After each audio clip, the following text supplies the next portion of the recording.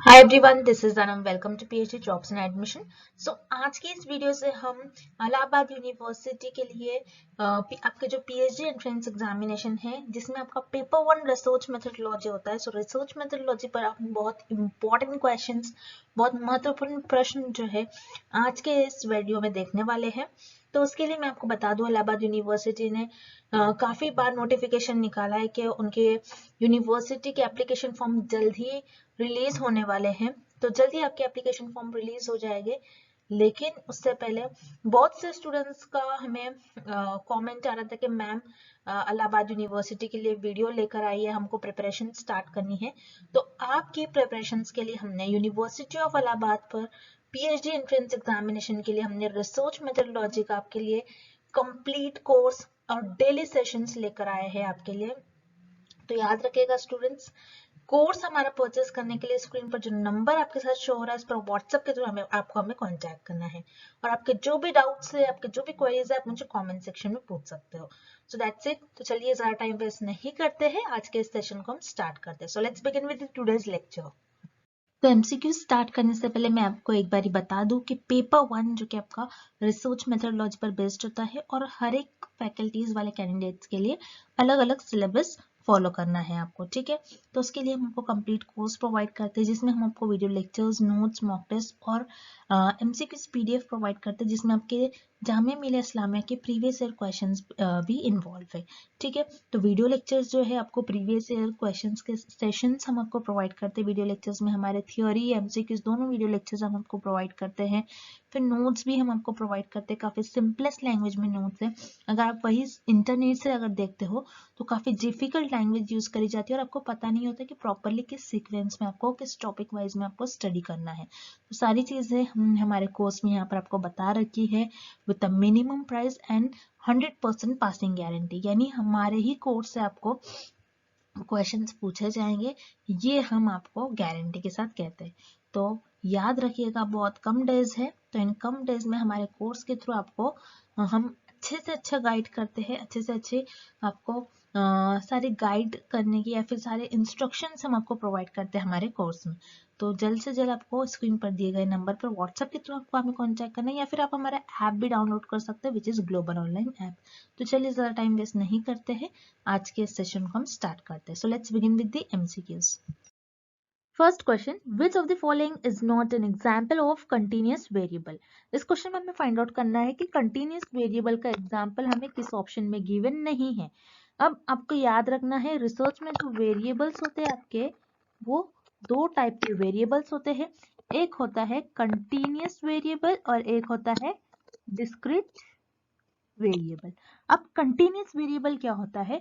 Continuous variable में आपके सारे वैल्यूज पॉसिबल होंगे, जैसे 1, 1.1, 1.2, 3, 3.4, सारे वैल्यूज पॉसिबल हो, वो आपका हो जाएगा कंटिन्यूअस वेरिएबल। और डिस्क्रीट वेरिएबल क्या होता है? जिसमें सिर्फ 1, 2, 3, 4, 5, 6 ऐसे वैल्यूज पॉसिबल हो। मतलब डिस्क्रीट वेरिएबल में 1 और 2 के बीच में जितने वैल्यूज लाई करते हैं, जैसे 1.1, 1.2, 1.3 एंड सो ऑन। सो ये सारे जो डेसिमल में आपके जो वैल्यूज होते हैं डिस्क्रीट वेरिएबल में पॉसिबल नहीं हो सकते। ओके, सो याद रखना है आपको, वेरिएबल्स के दो टाइप होते हैं, एक होता है continuous and next is discrete. Continuous variable में आपके हर एक वैल्यूज पॉसिबल होगी और डिस्क्रीट वेरिएबल में जो आपके डेसिमल में वैल्यूज होते हैं वो पॉसिबल नहीं होते। अब इस क्वेश्चन में हमें पूछ रहा है कि कंटिन्यूअस वेरिएबल का एग्जाम्पल हमें किस ऑप्शन में गिवन नहीं है। सो हम वन बाय वन ऑप्शन देखते हैं। Option A, body weight. Body weight क्या हो सकता है? जैसे किसी का 30.5 हो गया, किसी का 70.1 हो गया, किसी का 60.2 हो गया। सो यहाँ पर आपका जो बॉडी वेट होगा, बॉडी वेट में सारे वैल्यूज पॉसिबल है। सो ये आपका कंटिन्यूअस वेरिएबल का एग्जांपल होगा। लेकिन इस क्वेश्चन में हमें पूछ रहा है कि कंटिन्यूअस वेरिएबल का ऑप्शन एग्जांपल हमें किस ऑप्शन में गिवन नहीं है। सो यहाँ पर आपका ऑप्शन ए इनकरेक्ट हो जाएगा, बिकॉज ये तो कंटिन्यूअस वेरिएबल का एग्जांपल हो गया। देन हम ऑप्शन सी देखेंगे, बॉडी टेम्परेचर।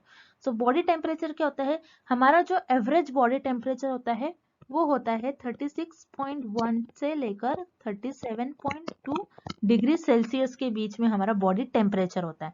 मतलब 36.1 से 37.2 के बीच में जितने भी वैल्यूज लाई करेंगे वो सारी वैल्यूज पॉसिबल है। तो बॉडी टेम्परेचर जो है आपका, ये भी कंटिन्यूअस वेरिएबल में आ जाएगा, कंटिन्यूअस वेरिएबल का एग्जांपल हो गया। सो यहाँ पर आपका ऑप्शन सी भी इनकरेक्ट है। Then option D HB level. HB level क्या होता है? हीमोग्लोबिन लेवल, कि आपके बॉडी में कितना ब्लड है। अब HB लेवल कैसा हो सकता है? जैसे किसी का 10.2 होगा, किसी का 9.1 होगा, किसी का 11.2 होगा। सो यहाँ पर HB लेवल में भी हर एक आपके वैल्यूज पॉसिबल है। सो ये भी कंटिन्यूस वेरिएबल का एग्जांपल हो गया। सो यहाँ पर आपका ऑप्शन डी भी इनकरेक्ट है। Then option B blood group. So blood group जो होता है, आपके ब्लड ग्रुप में आपने कभी नहीं देखा होगा कि वैल्यूज आती है। ब्लड ग्रुप किसी का A पॉजिटिव होता है, किसी का AB पॉजिटिव, किसी का O पॉजिटिव, किसी का O नेगेटिव। तो यहाँ पर आप देख रहे हो ब्लड ग्रुप में वैल्यूज पॉसिबल नहीं होती है। दैट्स व्हाई पर आपका करेक्ट ऑप्शन हो जाएगा ऑप्शन बी ब्लड ग्रुप। क्योंकि ब्लड ग्रुप जो होता है, ब्लड ग्रुप में आप देखते हो कि कोई वैल्यूज नहीं पॉसिबल होगी। ओके, डेसिमल में कोई वैल्यूज नहीं पॉसिबल होती है। सो ब्लड ग्रुप जो है आपका यहाँ पर करेक्ट हो जाएगा answer. So blood group is the right answer.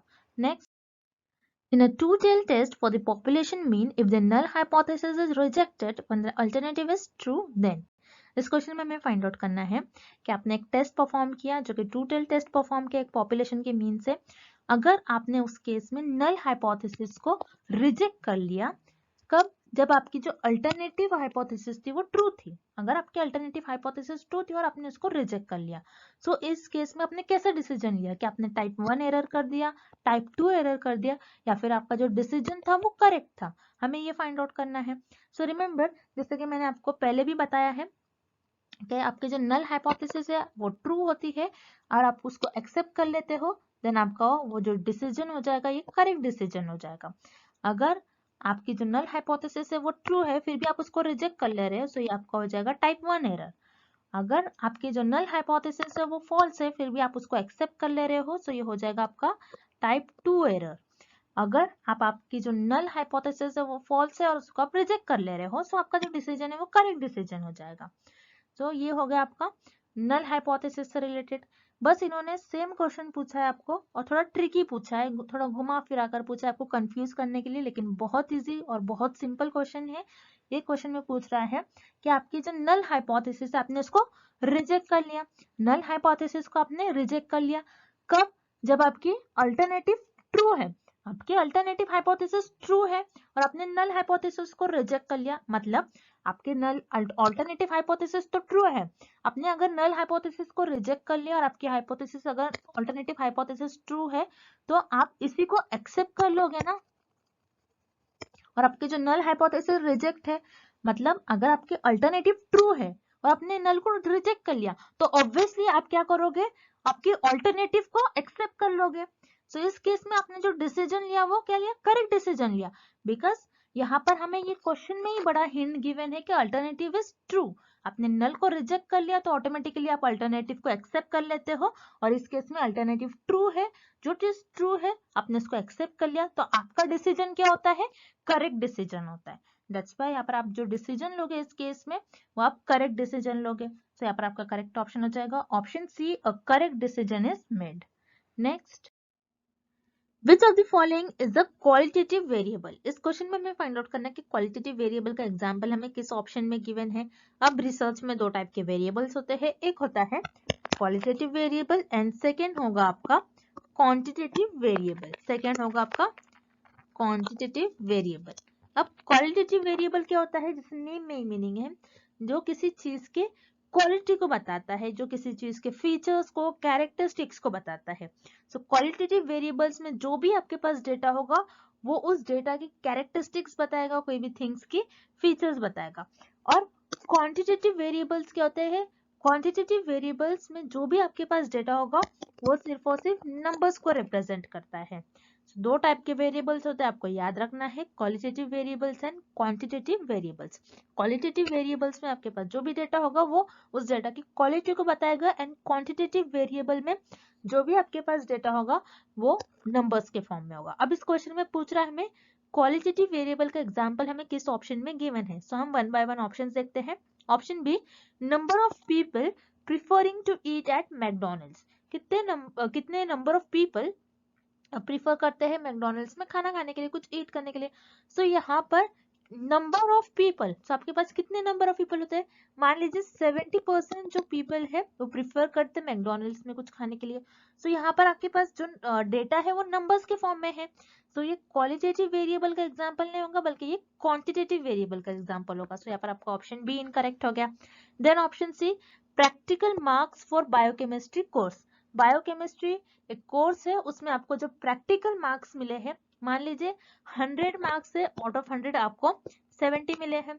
सो यहाँ पर जो भी आपके पास डेटा है वो क्या है? नंबर्स के फॉर्म में हो रहा है। अगेन ये आपका क्वांटिटेटिव वेरिएबल का एग्जांपल होगा, नॉट क्वालिटेटिव। सो यहाँ पर आपका ऑप्शन सी इनकरेक्ट हो जाएगा।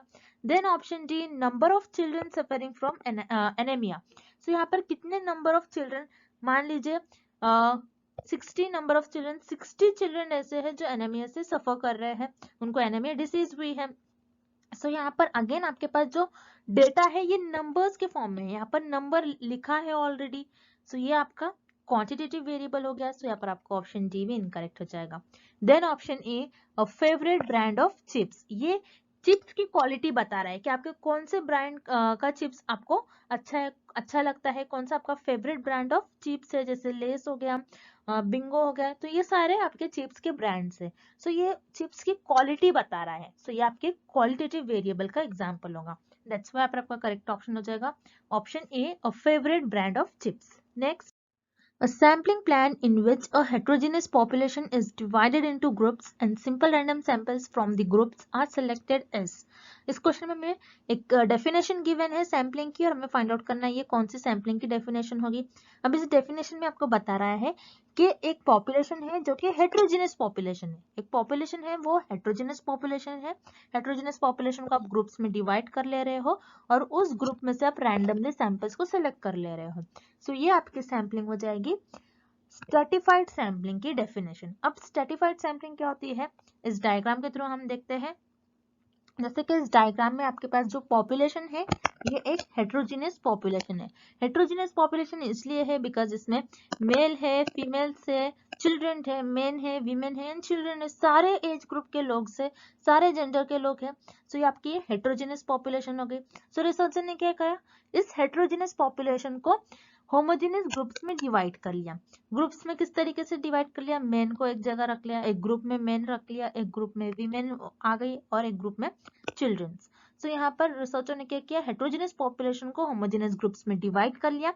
देन रिसर्चर उसके बाद क्या करेंगे, इन ग्रुप्स में से रैंडमली किसी भी पर्सन को सिलेक्ट करेंगे और वो उनका सैंपल बन जाएंगे। सो इस पर इन लोगों पर अपनी रिसर्च परफॉर्म करेंगे। सो ये हो जाती है आपकी स्ट्रैटिफाइड सैम्पलिंग। सो ये डेफिनेशन होगी आपकी स्ट्रैटिफाइड सैम्पलिंग की। देन ऑप्शन भी आपको गिवन है सिस्टमैटिक सैम्पलिंग।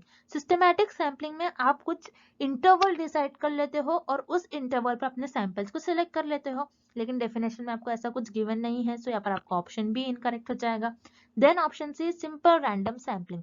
तो याद रखिएगा सिंपल रैंडम सैम्पलिंग आप कब यूज करेंगे, जब आपकी पॉपुलेशन होमोजीनियस हो, लेकिन क्वेश्चन में हमें हेटेरोजेनस पॉपुलेशन गिवन है यहाँ पर। दैट्स व्हाई पर आपका ऑप्शन सी इनकरेक्ट हो जाएगा।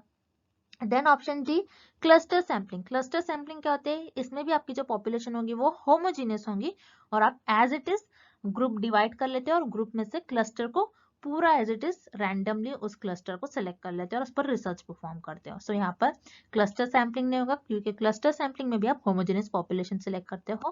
दैट्स व्हाई यहाँ पर आपका ऑप्शन डी इनकरेक्ट हो जाएगा। सो यहाँ पर आपका करेक्ट ऑप्शन हो जाएगा ऑप्शन ए, स्ट्रैटिफाइड सैम्पलिंग। सो ये आपकी डेफिनेशन हो जाएगी स्ट्रैटिफाइड सैम्पलिंग की। Next, mean, median and mode for the following data will be 45, 54, 76, 78 and 76। इस क्वेश्चन में हमें एक डेटा गिवन है और इस डेटा का हमें mean, median and mode find out करना है। तो याद रखिएगा मीन, मीडियन एंड मोड ये तीनों भी आपके मेजर्स ऑफ सेंट्रल टेंडेंसी होती है। मेजर्स ऑफ सेंट्रल टेंडेंसी मतलब उनका डेटा किस तरीके से स्प्रेड है, डिस्ट्रीब्यूटेड है। तो उस डेटा का आप mean, median and mode find out करते हो। अब इस केस में आपको डेटा गिवन है और हमें इस डेटा का mean, median and mode find out करना है। सो मीन के लिए आपका क्या फॉर्मूला होता है, मीन इज इक्वल्स टू आपके पास जो भी डेटा होता है उसको आपको ऐड करना है बस। जैसे 45 plus 54 plus 76 plus 78 plus 76 divided by, और टोटल नंबर कितने गिवन है आपको 1 2 3 4 5, तो डिवाइडेड बाय 5। तो आप इसको सॉल्व करिएगा, आंसर आएगा आपका 329 डिवाइडेड बाय 5, देन इसका आपका आंसर आ जाएगा 65.8। सो ये हो गया आपका मीन। अब मीडियन क्या होता है? मीडियन मतलब आपका जो डेटा आपको गिवन है उसमें जो मिडिल वैल्यू होगी उसको हम कहते हैं मीडियन। आपके डेटा की मिडिल वैल्यू और you can say centre value को हम कहते हैं मीडियन। अब जैसे कि इस डेटा में अगर मैं लेफ्ट साइड से आती हूँ तो थर्ड नंबर पर 76 आ रहा है, और राइट साइड से में अगर मैं आती हूँ तो थर्ड नंबर पर 76 आ रहा है। दैट मीन्स इस डेटा में आपकी जो मिडिल वैल्यू होगी वो होगी 76। तो इस केस में आपकी जो मीडियन की वैल्यू होगी वो होगी 76। तो आपका जो मीडियन की वैल्यू हो जाएगी वो हो जाएगी 76। Then mode. मोड क्या होता है? मोड का मतलब होता है आपके पास जो भी डेटा है उस डेटा में ऐसा नंबर जो सबसे मैक्सिमम बार रिपीट हो रहा है। तो आपको एक डेटा गिवन है, इसमें सबसे ज्यादा बार कौन सा नंबर रिपीट हो रहा है? 76। तो इस केस में आपका जो मोड है वो हो जाएगा 76।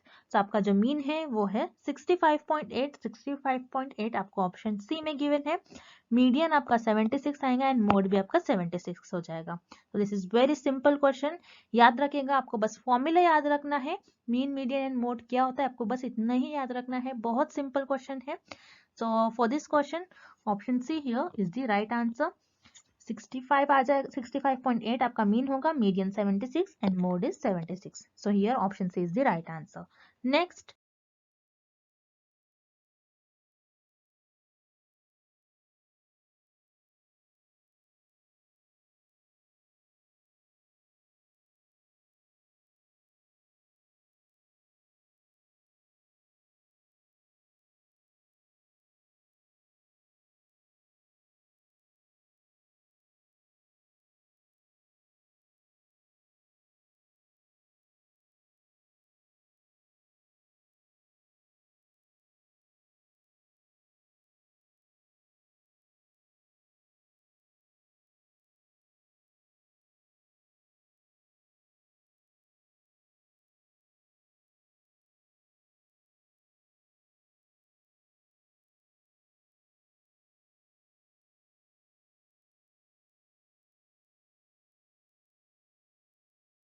if the variance of a sample is 64, the standard deviation will be। इस क्वेश्चन में हमें सैंपल का वेरिएंस गिवन है जो कि है 64 और हमें स्टैंडर्ड डिविएशन फाइंड आउट करना है। अब स्टैंडर्ड डिविएशन क्या होता है? मान लीजिए आपके पास कुछ डेटा है और वो डेटा कुछ इस तरीके से स्प्रेड आउट है। अब इस डेटा में मैं यहाँ पर स्टैंडर्ड डिविएशन इस केस में हो जाएगा माइनस सिग्मा। स्टैंडर्ड डिविएशन को सिग्मा से डिनोट करते हैं और ये हो जाएगा आपका प्लस सिग्मा। अब स्टैंडर्ड डिविएशन आपको बताता है कि आपका जो डेटा डिस्ट्रीब्यूटेड है वो मीन से, ये आपका मीन हो जाएगा, मीन से कितने दूर है ये बताता है आपको स्टैंडर्ड डिविएशन। और स्टैंडर्ड डिविएशन का आपका फॉर्मूला हो जाता है स्टैंडर्ड डिविएशन जिसको हम सिग्मा से डिनोट करते हैं। इसका फॉर्मूला होता है under root of variance. Very simple. Variance की वैल्यू हमें गिवन है which is 64, under root of 64 का हो जाता है आंसर 8। सो स्टैंडर्ड डिविएशन आपका इस केस में हो जाएगा 8। सो यहाँ पर आपका करेक्ट ऑप्शन हो जाएगा option D 8। Next, a sample size n is selected at random from a large population as n increases, which of the following statements is true? हमें इस क्वेश्चन में गिवन है कि सैंपल का साइज है जो कि n है, एक लार्ज पॉपुलेशन से सैंपल को सिलेक्ट कर लिया। अब इस केस में हमें ये गिवन है कि आपका जो सैंपल का साइज है जो n है उसको इंक्रीज कर लिया। सो उस केस में कौन से स्टेटमेंट आपके ट्रू होंगे, हमें ये फाइंड आउट करना है कौन सा ऑप्शन करेक्ट होगा। अब मान लीजिए यहाँ पर फॉर एग्जांपल आपकी जो पॉपुलेशन है वो टोटल 100 पॉपुलेशन है। 100 पॉपुलेशन में से आपने 90 लोगों को सिलेक्ट कर लिया जो कि आपका सैंपल है जो कि n है। आपके सैंपल की साइज इस केस में क्या है? n है। तो आपने बहुत ज्यादा पॉपुलेशन सिलेक्ट कर लिया। अब अगर आप सैंपल का साइज इंक्रीज कर रहे हो तो आपका कौन सा स्टेटमेंट करेक्ट होगा हम देखते हैं। अगर आप सैंपल का साइज अगर इंक्रीज करते हो तो आपकी पॉपुलेशन को कोई फर्क नहीं पड़ना चाहिए। यहाँ पर ऑप्शन ए आपको क्या गिवन है? The population standard deviation decreases. आप कितना भी सैंपल लो आपकी पॉपुलेशन को कोई अफेक्ट नहीं पड़ता है। आप क्योंकि सैंपल पर आप रिसर्च करते हो, आप सैंपल पर स्टडी परफॉर्म करते हो ना कि पूरी पॉपुलेशन पर। दैट्स व्हाई पर आपका ऑप्शन ए इनकरेक्ट हो जाएगा। उसी तरीके से ऑप्शन सी आपको गिवन है, तो population standard deviation increases. Again जैसे मैंने कहा आपको, क्योंकि हम सैंपल पर रिसर्च सैंपल पर स्टडी परफॉर्म करते हैं, पॉपुलेशन पर नहीं, तो पॉपुलेशन का यहाँ पर कोई लेना देना ही नहीं है इस क्वेश्चन के लिए, तो यहाँ पर आपको ऑप्शन सी भी इनकरेक्ट हो जाएगा। अब रह गई बात आपके ऑप्शन बी और सी की, तो ऑप्शन बी और सी बहुत माइन्यूट डिफरेंस है। ऑप्शन बी आपको बता रहा है the standard deviation of sample mean is decreases, the standard deviation of sample mean remains unchanged. यहाँ पर बता रहा है कि अगर जितना ज्यादा आप पॉपुलेशन लोगे उतना ज्यादा आपका जो सैंपल का मीन है वो डिक्रीज होगा। मतलब जैसे अगर आपने ज्यादा पॉपुलेशन ले लिया, सॉरी ज्यादा सैंपल लिया पॉपुलेशन में से, और आपका जो रिजल्ट आ रहा है सेम पॉपुलेशन की तरह आएगा, मतलब आपका रिजल्ट कुछ इस तरीके से आएगा आपका डेटा, मतलब यहाँ पर एरर बहुत कम आएगा आपको, क्योंकि आपका जो सैंपल का साइज है बहुत ज्यादा है। जितना ज्यादा आपका सैंपल का साइज होगा उतना ज्यादा आपका एरर होगा, सॉरी उतना कम आपका एरर होगा। उतना कम एरर होता है तो आपका मीन का डिफरेंस भी, आपका जो मीन का डिफरेंस होगा, मतलब पॉपुलेशन का जो मीन होगा और जो सैंपल का मीन होगा, इनमें बहुत कम डिफरेंस होगा, ज्यादा एरर नहीं होंगे। इसलिए आपका जो स्टैंडर्ड डिविएशन ऑफ सैंपल का जो मीन होगा आपका वो कम हो जाएगा, डिक्रीज हो जाएगा। सो यहाँ पर आपका ऑप्शन बी करेक्ट हो जाएगा, the standard deviation of the sample mean decrease. Okay, क्योंकि अनचेंज नहीं होगा, क्योंकि हम सैंपल पर स्टडी करते हैं तो ऑब्वियसली अगर सैंपल पर आप स्टडी कर रहे हो तो कुछ ना कुछ आपको चेंजेस तो दिखेगा है ना। अगर आप सैंपल पर स्टडी कर रहे हो तो आपको सैंपल पर चेंजेस कैसे नहीं दिखेंगे, तो यहाँ पर ऑब्वियसली आपका ऑप्शन डी भी इनकरेक्ट हो जाएगा। So here correct option is option B. Next, the purpose of hypothesis testing is to, इस क्वेश्चन में हमें फाइंड आउट करना है कि हाइपोथेसिस टेस्टिंग का पर्पस क्या होता है। अब हाइपोथेसिस टेस्टिंग हम क्यों करते हैं, ये देखने के लिए जो हमारी नल हाइपोथेसिस है उसको हम एक्सेप्ट कर लेते हैं और रिजेक्ट कर लेते हैं। दो ही वेज होते हैं, अगर हम हाइपोथेसिस को टेस्ट करते हैं तो हम नल हाइपोथेसिस को या तो एक्सेप्ट कर लेते हैं या फिर रिजेक्ट कर लेते हैं। ये दो ही चीज करते हैं जब भी हम हाइपोथेसिस को टेस्ट करते हैं। तो अब इस क्वेश्चन में हमें कुछ ऑप्शंस गिवन है, उसके थ्रू हम देखते हैं कि हाइपोथेसिस का पर्पस क्या होगा करेक्ट। अब ऑप्शन ए देखते हैं हम, test how far the mean of sample is from zero. हम हाइपोथेसिस टेस्ट इसलिए नहीं करते कि जो हमारा सैंपल का मीन है, सैंपल से हमको जो भी रिजल्ट्स मिल रहे हैं वो जीरो से कितना दूर है ये देखने के लिए हम हाइपोथेसिस को टेस्ट नहीं करते। सो यहाँ पर आपको ऑप्शन ए इनकरेक्ट हो जाएगा। देन ऑप्शन सी देखेंगे हम, determine the appropriate value of the significance level. हम सिग्निफिकेंस लेवल को डिटरमाइन करने के लिए भी हाइपोथेसिस को टेस्ट नहीं करते हैं। अब सिग्निफिकेंस लेवल क्या होता है, सिग्निफिकेंस लेवल वो होता है जब भी आप हाइपोथेसिस को टेस्ट करते हो तो आप आपके जो रिजल्ट है उसमें कुछ एरर अलाउ करते हो। अब मान लीजिए आपका जो सिग्निफिकेंस लेवल है वो आप 1% रखते हो और या फिर 5%, या तो आप 1% रखोगे या फिर 5%। अगर आपने आपका सिग्निफिकेंस लेवल 1% रखा है मतलब आप सिर्फ आपकी स्टडी में 1% एरर को अलाउ करोगे, मतलब आपके जो 99% जो भी रिजल्ट आएंगे वो सही होंगे। और सिग्निफिकेंस लेवल आपने अगर 5% रख दिया मतलब आप जो आपकी रिसर्च में एरर अलाउ करेंगे वो 5% अलाउ करेंगे, मतलब 95% आपके जो रिजल्ट आएंगे वो करेक्ट आएंगे। सो ये डिटरमाइन करने के लिए भी आप हाइपोथेसिस को टेस्ट नहीं करते हो। तो यहाँ पर आपको ऑप्शन सी इनकरेक्ट हो जाएगा। Then option D, determine the appropriate value of the null hypothesis. Null hypothesis के अप्रोप्रिएट वैल्यू को डिटरमाइन करने के लिए आप हाइपोथेसिस को टेस्ट नहीं करते, बल्कि ये देखते हो कि नल हाइपोथेसिस को हमको एक्सेप्ट करना है या फिर रिजेक्ट करना है। हम नल हाइपोथेसिस को किसी वैल्यू को डिटरमाइन नहीं करते, आपको याद रखना है, किसी वैल्यू को डिटरमाइन नहीं करेंगे नल हाइपोथेसिस की। हम बस ये देखते हैं कि नल हाइपोथेसिस को एक्सेप्ट करना है फिर रिजेक्ट करना है। तो यहाँ पर आपका ऑप्शन डी भी इनकरेक्ट हो जाएगा। Then option B, determine whether the statistical result is significance. मतलब अब मान लीजिए हाइपोथेसिस टेस्ट, हाइपोथेसिस क्या होता है, हाइपोथेसिस इज नथिंग बट एक टेंटेटिव स्टेटमेंट होता है जो रिसर्च अपने रिसर्च में अपने गेसेस पर ले डाउन करते हैं और उसको अपने रिसर्च में टेस्ट करते हैं। अब मान लीजिए एक हाइपोथेसिस है कि वाटर अगर इंक्रीज करते हैं तो प्लांट की ग्रोथ भी इंक्रीज होगी, ये मेरी एक हाइपोथेसिस है। अगर मैं प्लांट को वाटर ज्यादा दे रही हूँ तो प्लांट की ग्रोथ भी ज्यादा होगी।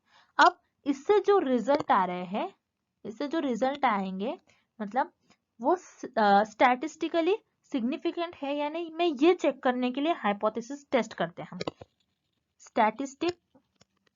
स्टैटिस्टिकली सिग्निफिकेंस, ओके, हम हाइपोथेसिस टेस्ट इसलिए करते हैं स्टैटिस्टिकली सिग्निफिकेंस है या फिर नहीं ये देखने के लिए। अब स्टैटिस्टिकली सिग्निफिकेंस का मतलब क्या हो रहा है, आपके जो रिजल्ट हो रहे हैं वो बाय चांस आ रहे हैं या फिर आपका जो इंडिपेंडेंट वेरिएबल है मतलब जो वाटर है, क्या वाटर की वजह से ही ग्रोथ हो रही है या फिर नहीं, आप ये देखते हो।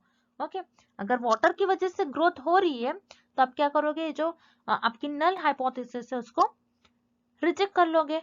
अगर वाटर की वजह से ग्रोथ नहीं हो रही है तो आपकी नल हाइपोथेसिस को आप एक्सेप्ट कर लोगे। सो ये हो जाती है आपकी हाइपोथेसिस टेस्टिंग का पर्पस। सो हाइपोथेसिस टेस्टिंग का पर्पस ये होता है कि determine whether a statistical result is significant. So यहाँ पर आपका ऑप्शन भी करेक्ट हो जाएगा। Next, the main purpose of working on a research problem is to. इस क्वेश्चन में हमें फाइंड आउट करना है कि रिसर्च प्रॉब्लम जो होती है आपकी उस पर हम वर्क करते हैं, तो उसका पर्पस क्या होता है, रिसर्च प्रॉब्लम पर हम वर्क क्यों करते हैं, उसका मेन पर्पस क्या होता है, हमें ये फाइंड आउट करना है। तो पहले हम ऑप्शन सी देखते हैं, एनालाइज डेटा। हम डेटा को एनालाइज करने के लिए रिसर्च प्रॉब्लम पर हम इसलिए वर्क नहीं करते कि किसी डेटा को एनालाइज करें। सो यहाँ पर ऑब्वियसली आपका ऑप्शन सी इनकरेक्ट हो जाएगा। देन रहेगा आपका option A and B. Option A, verify the problem. Yes, आप जब भी रिसर्च प्रॉब्लम पर वर्क करते हैं आप रिसर्च प्रॉब्लम को तो वेरीफाई तो करोगे कि वो रिसर्च प्रॉब्लम पर्टिकुलर है क्या, उसको डिफरेंट डिफरेंट वे से वेरीफाई करोगे। लेकिन जो रिसर्च प्रॉब्लम का पर्पस, मेन पर्पस ये नहीं होता कि प्रॉब्लम को वेरीफाई करे। सो यहाँ पर आपका ऑप्शन ए इनकरेक्ट हो जाएगा। Then option B, find out the best solution. So आप रिसर्च प्रॉब्लम पर इसलिए वर्क करते हो ताकि आपको कुछ ना कुछ उसका बेस्ट सोल्यूशन निकल कर आए। वेरीफाइंग द प्रॉब्लम ये ऑप्शन हो सकता है, लेकिन हमें मेन पूछा है, इस क्वेश्चन में हमें मेन पर्पस पूछा है। सो मेन पर्पस होता है रिसर्च प्रॉब्लम का, आप रिसर्च प्रॉब्लम पर इसलिए वर्क करते हो ताकि आपको उस प्रॉब्लम का कुछ ना कुछ सोल्यूशन आपको मिल जाए। सो यहाँ पर आपका ऑप्शन बी करेक्ट हो जाएगा, find out the best solution. Next, a distribution formed by all possible values of a statistic is called। इस क्वेश्चन में हमें फाइंड आउट करना है स्टैटिस्टिक से मिलने वाले डिस्ट्रीब्यूशन को हम क्या कहते हैं। सो हमें पहले पता होना चाहिए स्टैटिस्टिक क्या होता है। स्टैटिस्टिक मतलब आपके जो सैंपल्स है, सैंपल्स आपको जो भी डेटा मिल रहा है उसको हम कहते हैं स्टैटिस्टिक। ओके, जैसे फॉर एग्जांपल आपका सैंपल का मीन। ओके, अब जैसे मान लो मेरे पास एक पॉपुलेशन है, उसमें से ये जो रेड है ये मेरे सैंपल्स है। ओके, अब मुझे ये जो सैंपल्स है इनसे मुझे मीन मिल रहा है, तो ये मेरे सैंपल 1 है, सो मैं ये लिखूंगी म्यू 1। ये सैंपल 2 है, सो ये हो जाएगा म्यू 2। ये सैंपल 3 है, म्यू 3। सैंपल 4 है, म्यू 4। ओके, ये मेरा सैंपल का मीन मिल गया मुझे। अब सैंपल का जो मीन है, जो इंफॉर्मेशन मिल रही है मुझे सैंपल से, मैं उसको कुछ इस तरीके से डिस्ट्रीब्यूट कर दूंगी। ये मेरा म्यू 1 है, ये आपका सैंपल है एक्स एक्सिस पर। ये म्यू 2 है, ये म्यू 3 है, ये म्यू 4 है। सो ये कुछ सैंपल इस तरीके से डिस्ट्रीब्यूटेड होगा, मेरा डेटा कुछ इस तरीके से डिस्ट्रीब्यूटेड होगा। ओके, सो मतलब स्टैटिस्टिक से मिलने वाले डिस्ट्रीब्यूशन को हम कहते हैं सैम्पलिंग डिस्ट्रीब्यूशन। ओके, स्टैटिस्टिक का मतलब ही होता है कि सैंपल से जो मिल रहा है हमको डेटा, उसे हम कहते हैं स्टैटिस्टिक। और स्टैटिस्टिक से मिलने वाले डिस्ट्रीब्यूशन को हम कहते हैं सैम्पलिंग डिस्ट्रीब्यूशन। दैट्स व्हाई आपका करेक्ट ऑप्शन हो जाएगा option D, sampling distribution. And आज के लिए बस इतना ही, and thank you for watching this video.